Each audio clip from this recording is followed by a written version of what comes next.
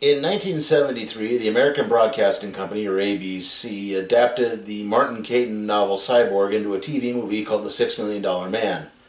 The story followed trainee astronaut Steve Austin, who was left clinging to life after a test rocket crash. To save Austin's life, a government agency outfitted him with various biomechanical parts that enhanced his strength, stamina, speed, and sight. And naturally, to pay off the debt, Austin had to become a federal agent. The film would be popular and launch a few sequels before ultimately being turned into a weekly television series that would run for 6 seasons and launch a spin-off in The Bionic Woman. Naturally, with success like that, a licensed comic series would be released. Though Marvel would make a very strong effort in the bid, it would wind up being outdone by Charlton Comics.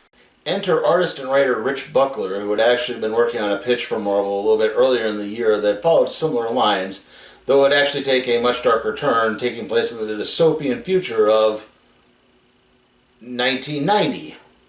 Oh, our old future. The central figure in all of this would be military Colonel Luther Manning, who was seemingly killed in a grenade explosion only to be revived 5 years later by having his corpse enhanced with biomechanical parts, including a supercomputer known simply as Pewter, placed in his brain. Manning would thus become part of a super soldier project designated Deathlok. Debuting in the anthology comic series Astonishing Tales, Deathlok would go on to become a cult hero at Marvel, joining the likes of Moon Knight, Stingray, and Squirrel Girl. And today, we're looking at that first major adventure of Deathlok, along with some team-up issues involving Spider-Man, The Thing, and even Captain America. This is Marvel Masterworks, Deathlok, Volume 1. Deathlok chases down a man through the ruins of a subway tunnel. He wishes to fire his gun, however, Pewter won't let him pull the trigger. While the two are arguing, the man begins getting away, which is enough leverage to allow Pewter to remove the trigger block. Deathlok actually misses the shot, but it allows him enough time to find an alternate route and get in front of the man in order to thus blow him away. With his dying breath, the man pities the unfeeling killing machine. The man's final words trigger a flashback in Deathlok to the time of his birth. General Simon Riker brought in the remains of Colonel Luther Manning and ordered his chief scientist named Hellinger to make the ultimate soldier, combining Manning's tactical experience and skills with the technological superiority of a military computer. Manning's limbs were replaced by enhanced biomechanical parts, and his brain was merged with the computer mainframe. This resulted in the animated corpse of Luther Manning having enhanced strength, speed, and intelligence. It worked, and now Deathlok is General Riker's new puppet in a lawless America. Returning to the present of 1990, Deathlok makes his report about the man he killed to the individual who paid Riker for the use of the cyborg, who was a mobster named Biggs. Biggs' lackeys try to shoot Deathlok away, only to get dropped quickly by the soldier. Deathlok's actions are not exactly autonomous, though, as orders from Riker are fed into his CPU via punch card and a wireless computer feed, which allows General Riker to spy on his toy. Biggs refuses to pay Deathlok, citing the fact that the machine really doesn't need money. Also, he killed off most of his crew. However, Deathlok just attacks only to discover that Biggs is also a cyborg, as it turns out all of this was actually a training simulation set up by Riker, who was all watching remotely. However, this gets interrupted by Riker's woman, Nina, who suddenly finds out that the general is also a cyborg. I guess in the future, everyone's a cyborg. And of course, by future, I mean the past. Also, I don't exactly know who Nina is. I believe she has some type of romantic entanglement with General Riker. I don't know if she's a girlfriend or wife, but there's no, confirmation of anything, so. Deathlok somehow manages to break his programming and begins seeking out Riker. Of course, the general is still tracking him, and dispatches a sniper who immediately misses and runs off, only to be taken down by Deathlok, doing so by demolishing the building that the sniper was standing on. Deathlok has always had a bit of a rebellious streak, as too much of Manning's personality got let inside the computer, and that aspect of Deathlok's brain is not too happy to have been turned into a cyber freak. Deathlok soon discovers another one of Riker's lackeys and recognizes him as Mike Travers, Manning's old partner in the military. He picks up Mike's body and manages to revive him next to an escape chopper so they can track down Riker. However, to do so, they're going to have to take down more of his lackeys and get one of them to fess up information. It turns out that General Riker has holed up in a sub-basement located below the Statue of Liberty. After arriving at the statue, Deathlok and Mike begin fighting their way through Riker's lackeys until they reach the sub-basement and smack dab into Riker's new weapon, Werewolf. Werewolf? No, werewolf. Where? Say. Werewolf is strong, but is easily halted with one plasma blast. Deathlok then tackles the cyborg furry off the statue's platform. This gives Riker enough time to flee to an escape craft, revealing that he has a comatose Nina hooked up to the ship's computer. However, Deathlok elects not to go after Riker this time. Instead, he heads back to Long Island and the Manning home, where he winds up running into his wife, Janice, who obviously does not recognize him, as Luther Manning has been dead for almost 5 years. This, coupled with the fact of seeing Luther Manning's son, makes Deathlok realize that nothing is ever going to be normal again, and he elects to just leave the residence and turn the trigger upon himself. But, unfortunately, Riker's protocols prevent him from ever pulling the trigger. So what exactly happened here? Basically, in 1983, a nuclear conflict broke out. Though it was early on applied to be the Soviet Union, in reality it was someone else who we'll get to a little bit later. However, in the midst of all of this, General Riker rose to power and is now ruling over a lawless land. He is opposed by those who wish to try to overthrow him, as well as a group of mutant cannibals that live in the wilds. Now, Luther Manning in 1985 was killed throwing himself on a grenade to save Mike Travers in a situation that was later revealed to have been orchestrated by General Riker. General Riker taunts Deathlok from afar as the cyborg soldier resumes his hunt for his former superior officer. Ultimately, Riker's plan is to transfer his consciousness into the supercomputer and thus become the foretold savior machine that's been prophesied by the rest of humanity. With that, he'll be able to remake all of Earth in his own image. To keep Deathlok's attention, Riker dispatches the Death Machine, a super tank, in order to confront the cyborg on the streets of Queens. As this plays out, Mike Travers has somehow been taken back into custody. Yeah. Deathlok inadvertently saves one of the revolutionaries from the super tank and exchanges firearms with him as his blaster has run out of energy. The two then team up to try to take on the tank. Back at the General's headquarters, we see that Riker is actually using the comatose Nina's mind to power the super weapon. Meanwhile, Deathlok and his new soldier friend reach the northern wall that borders the cannibal territory. When the Death Machine catches up to him, Deathlok's gun jams and his new friend tries to take the blast. Deathlok tries to tackle the man out of the way, but he winds up getting shot and killed. So Deathlok takes the body and hops over the wall to try to get to safety as the tank just smashes right through the wall. Deathlok manages to find a small cabin used by the revolutionaries to stash all their weapons. He makes quick work of his adversaries, the guards who are coming to investigate what's going on. And Riker continues to watch while implementing his ultimate plan, unaware that Mike Travers has also escaped from his cell. The tank soon catches up to Deathlok, and he uses a makeshift crossbow to take off the top of the tank, revealing that there's no pilot inside. It's then that Mike Travers catches up to him, and when Luther Manning explains what happened with Janice, Mike confesses something. You're dead. JD's remarried. To me, actually. Yep, that's pretty much Deathlok's reaction too. He just basically beats Travers up really bad. He doesn't kill him, but he does his damage. Deathlok manages to spot a chopper landing on a rooftop and needing transportation decides to try tracking it down. Once on top of the building, he manages to spy the man he believes to be the scientist who performed the Deathlok operation carrying a briefcase getting off the craft. Seeing a way to possibly have his humanity restored, Deathlok makes a move to grab the scientist who only ends up getting killed in the ensuing shootout. Deathlok then manages to see someone get on the chopper and pilot away, meaning he's now stuck on this roof. In a last desperate move, Deathlok takes one of his hidden bayonets and launches it at the craft's tail. Seeing the chopper land down on a nearby rooftop, Deathlok takes after it again, only to find a lot of carnage and dead bodies where the chopper landed. It appears to be the work of the cannibals, and somehow the body of the scientist has gotten up and gone missing.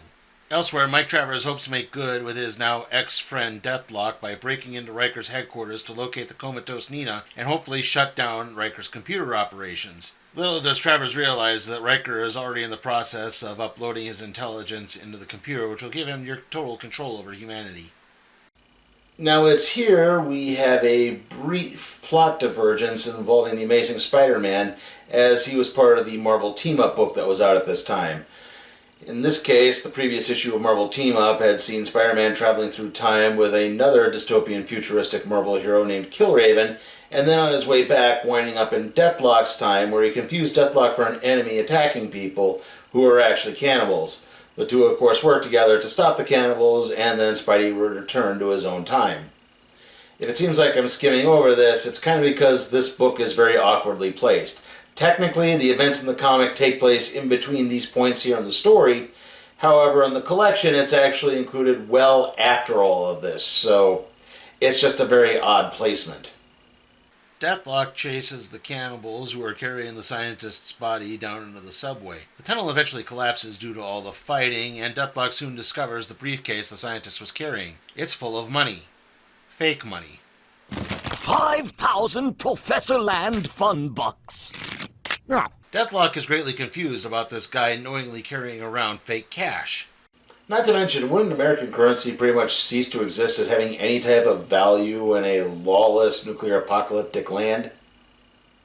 Deathlok elects to track down Riker's old headquarters, where Manning was initially converted into Deathlok, to find out what exactly is going on. The mansion is completely surrounded by guards, leading Deathlok to conclude that Riker is still there. He fights his way past the defenses and immediately barges into an office only to find a clone of Luther Manning. It's then that Riker's lead scientist, Hellinger, enters the room to explain things. Yes, they cloned Luther Manning's body, but Deathlok's mind can't be transferred into it due to the deterioration in computer parts. Hellinger continues to explain that the Deathlok operation was done under extreme duress as he's dying of radiation poisoning and only General Riker had the cure. Now Riker needs to be stopped from uploading himself into the computer and taking over. Meanwhile, Mike Travers manages to revive a nonverbal Nina and continues to blame himself for marrying his best friend's widow. It's interrupted by people from the Revolution who have an offer for him. Back with Deathlok, Hellinger explains that he's been working with the revolutionary group to get Nina, as she's the key to stopping Riker. Unfortunately, it's not the revolutionary group that just grabbed Nina and Mike, and Hellinger promises to find a way to restore Deathlok's humanity if he can get at least Nina back. Hellinger gives Deathlok a bomb set in a briefcase that will in no way go off beforehand, and thus actually prove that Hellinger is double-crossing him. Deathlok is supposed to take this to Revolutionary's HQ to utilize in rescuing Nina. And when I'm sure it comes as a shock to all of you, it turns out that Hellinger is not exactly in the up-and-up, and the bomb is actually set to explode before Nina can be recovered because he is in fact Harlan Riker, General Simon Riker's brother.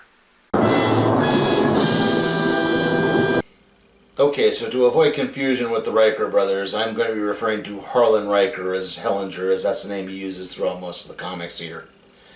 Now, don't get me wrong, Hellinger is still technically opposed to General Riker, but he actually just wants to take over himself. He believes cyborgs are the way of the future, even going as far as to basically transplant his brain into a robot body and becoming a cyborg himself to combat the radiation poisoning he's going through.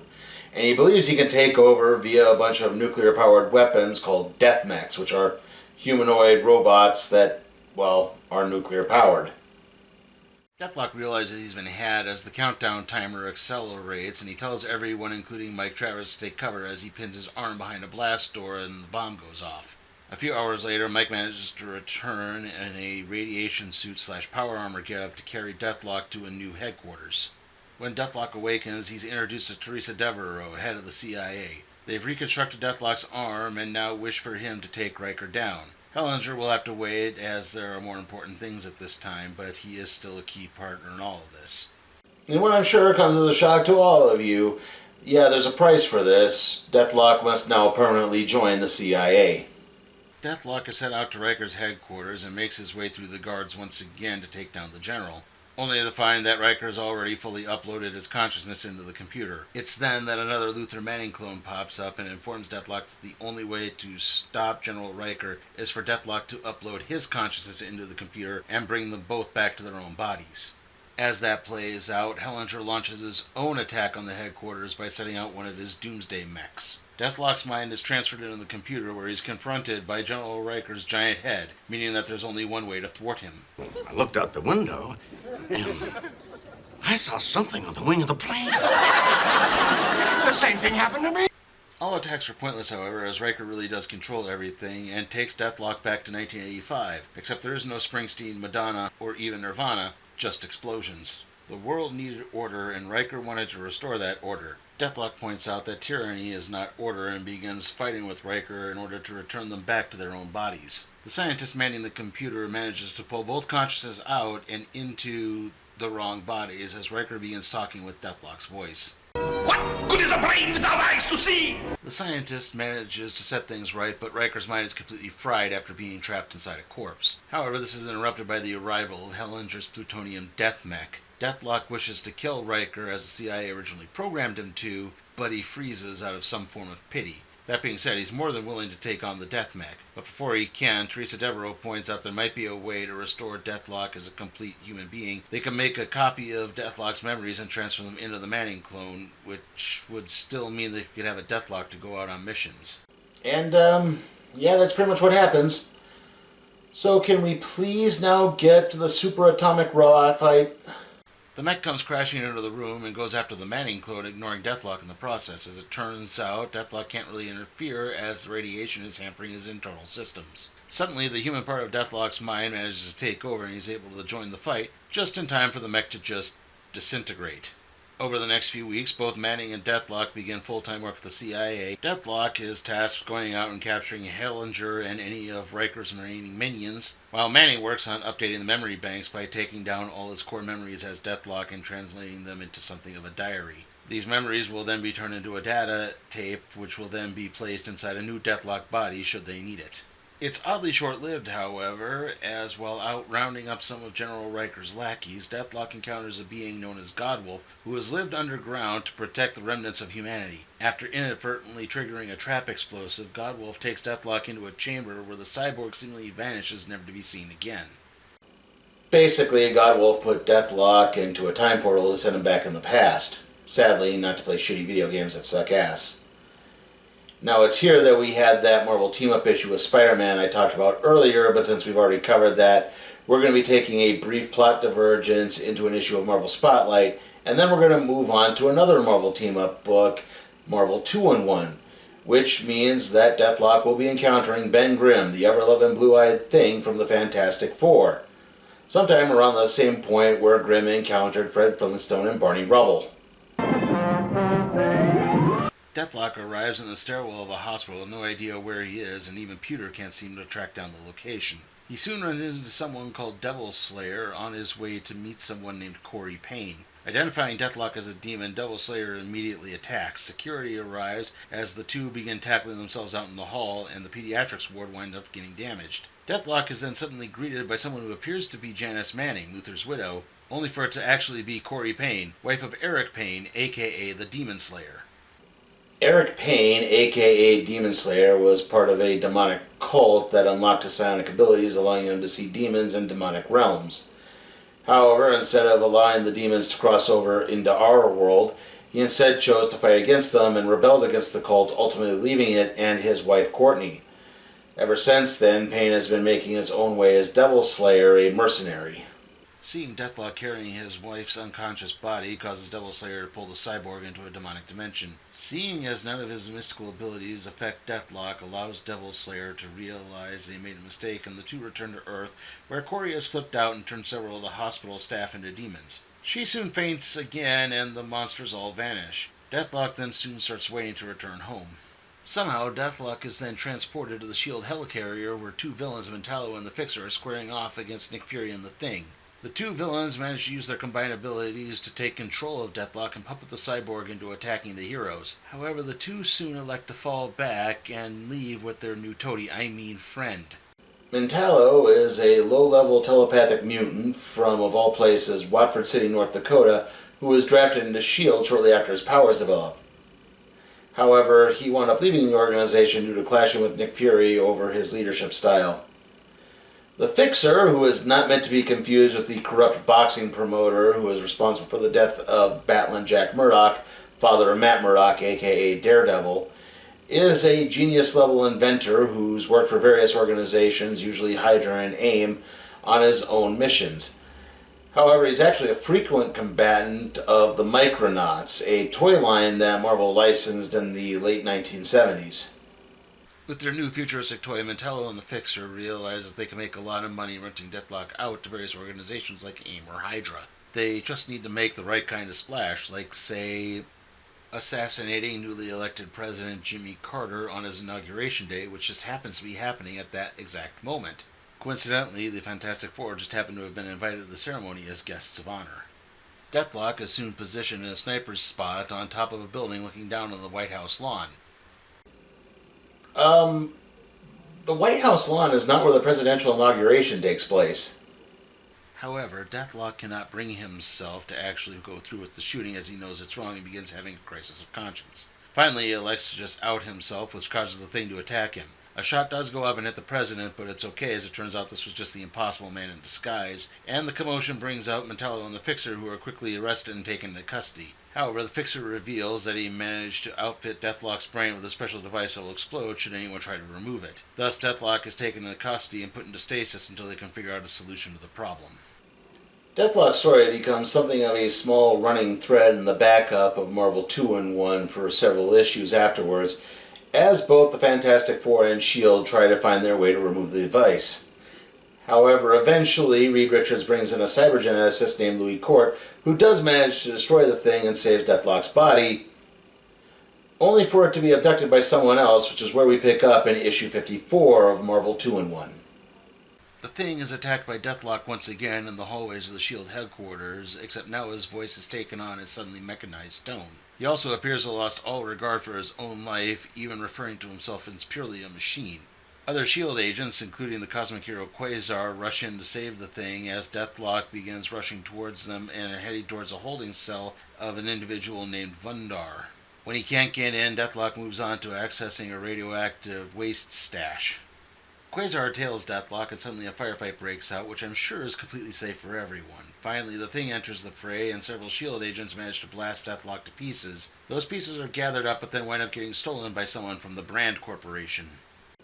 The Brand Corporation is essentially a superhero research subsidiary of Roxxon Industries.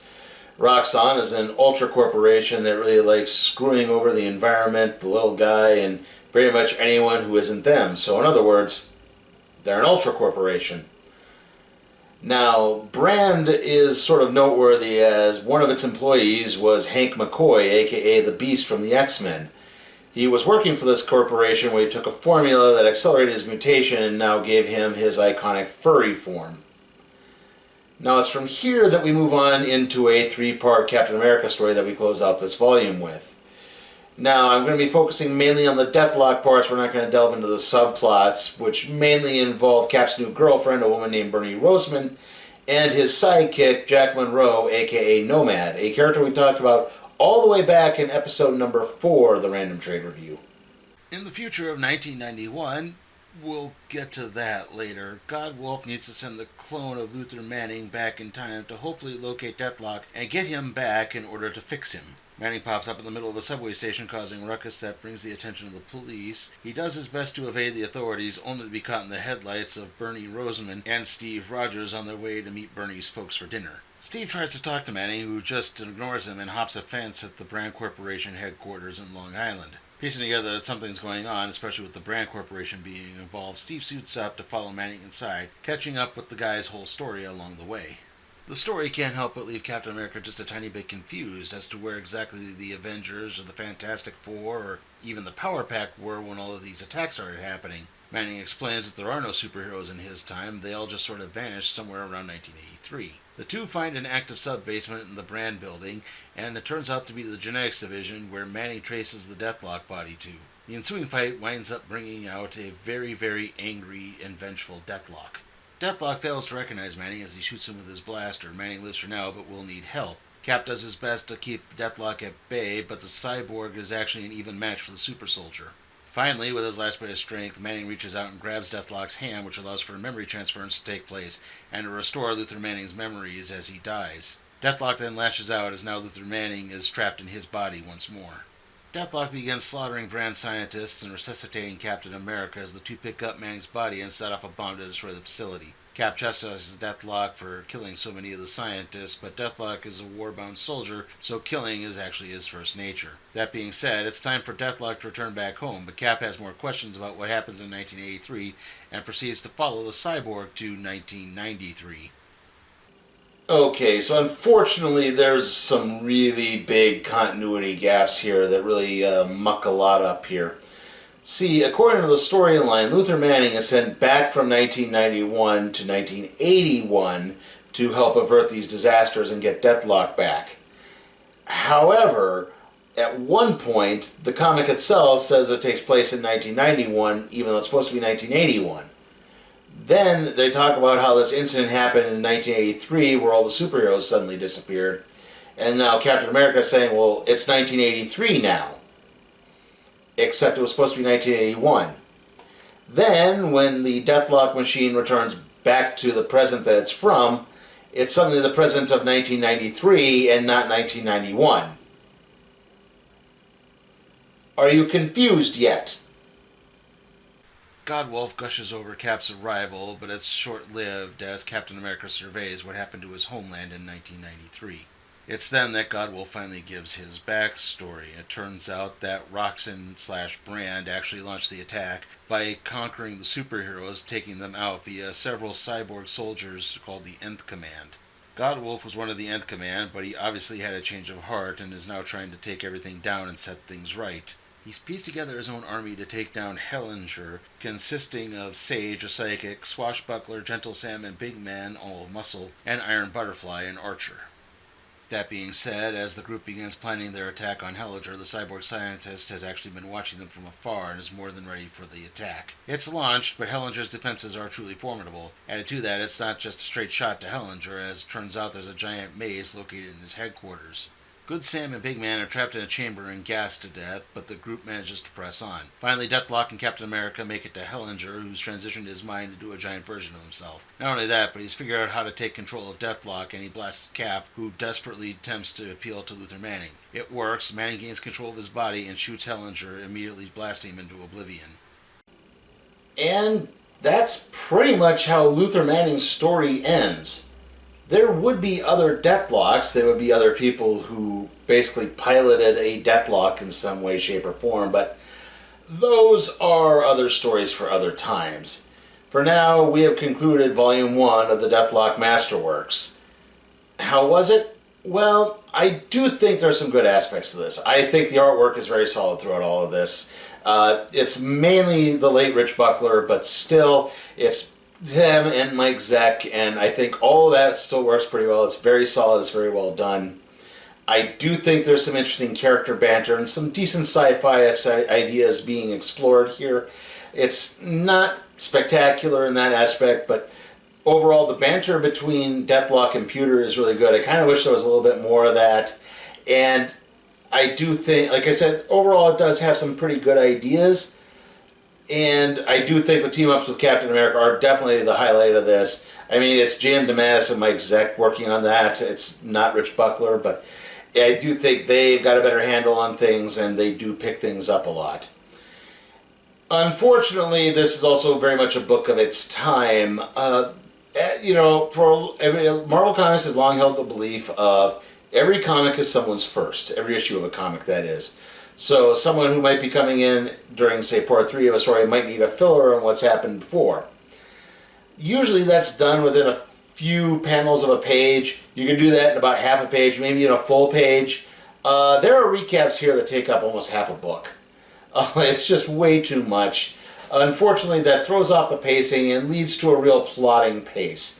It throws everything off, it slows everything down, and unfortunately makes what could be a really interesting story kind of dull.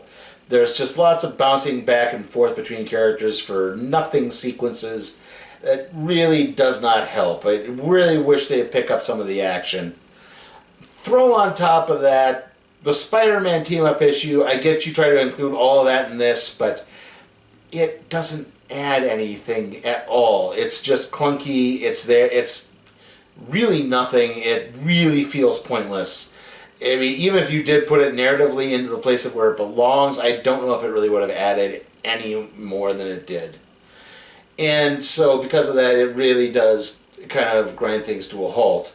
And like I said, even though I do think the Captain America team-up is definitely the highlight of this book, it's still got its flaws, like the big continuity gap I mentioned earlier. So again, just things that are way too clunky. I get kind of why you collect this, although admittedly I think the more popular Deathlok stories are the ones from the 90s, which, like I said, involve a different person as Deathlok, not Luther Manning. So, again, really, I can only recommend this to people who are really into Deathlok, and even then, like I said, he's a cult hero, so it's not a huge following. I mean, there has been a Deathlok that appeared in, Marvel Agents of S.H.I.E.L.D. Well, there's 2 Deathloks, actually, but yeah. That on that, which is, whatever relationship that has to the MCU is still unknown. I don't think it's ever really been properly brought up at all. So, again, I don't know if there's just enough of a following to really support huge Deathlok adventures or another volume of these things. Again, those are the more interesting Deathlok stories. So, basically what I'm trying to get at here is I am going to give Marvel Masterworks Deathlok Volume 1, and still right now the only volume that's been released, a D. Like I said, it's not horrendously terrible. It's not aggravatingly bad. It's just boring, and I think, again, I really only recommend to the die-hard Deathlok fans out there. And with that, let's see what we'll be doing next time on the Random Trade Review.